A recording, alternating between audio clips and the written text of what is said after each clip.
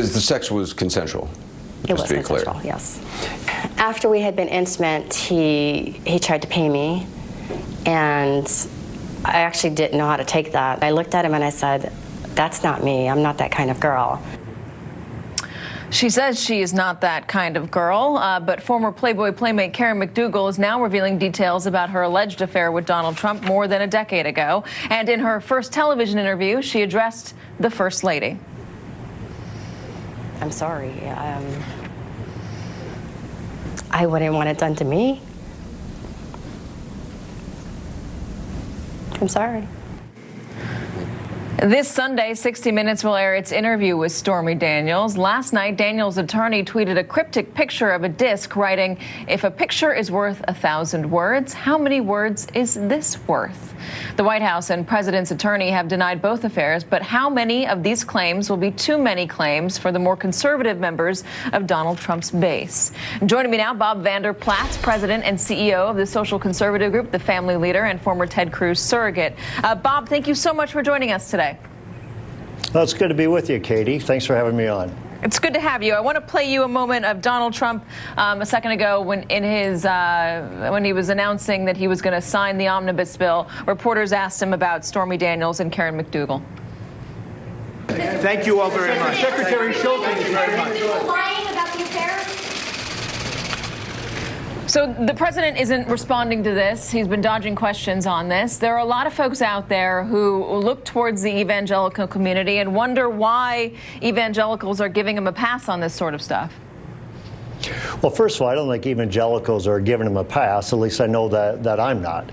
What I told Donald Trump a long time ago is that I'd always be a friend to him. And a friend is somebody that will cheer him on when he does right, but also hold him to account when he goes outside of the bounds. And I've been consistent with that, whether that be with the Hispanic judge, whether that be with Scaramucci, or with other things, the Billy Bush tape, for example. Yeah. So I think evangelicals, Katie, are very clear. Adultery is wrong, whether that's with your neighbor, your office worker, or with a porn star. Adultery is wrong. So then why did 80% of white evangelicals vote for Donald Trump in 2016. The Access Hollywood tape was out. The adultery was an open secret. Why did the family values community decide that Donald Trump was the person to lead this country? Well, first of all, there's a lot of those who didn't believe that, but those who did. 80% of white evangelicals. Yeah, that's a lot. Sure, probably saw the choice down between Hillary Clinton and Donald Trump. And what it was, you had a Supreme Court justice vacancy that was open.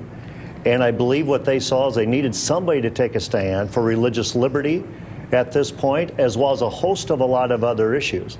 That doesn't mean they should blindly cheer on Donald Trump for everything.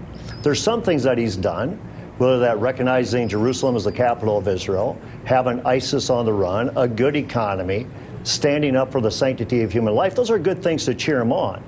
But there's also times when you need to hold him to account, and that's being a real friend to the president. Well, how is he being held to account right now? These affairs are still coming out. It's coming out that he or people around him have paid women to keep their mouths shut. Now they're suing to try and speak. There's still all the allegations of sexual harassment or misconduct that are out there that the president denies, but they keep popping up.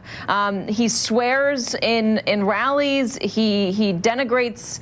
He's denigrated women in the past. How is he continuing to do all these things? Where is the pushback from the evangelical community saying that this is not right? I have to say it's not very loud if it's happening at all.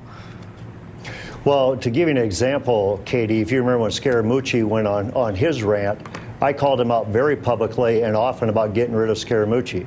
I do agree with you. We do need to have leadership that is modeled in the country today.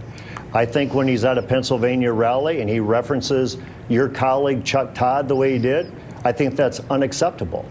I believe that if these affairs are true, I believe he should own it. He should confess it. He should say, I'm sorry.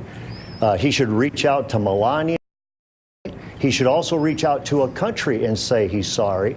In regards to say that's a mark of a leader, to say, hey, I've done wrong.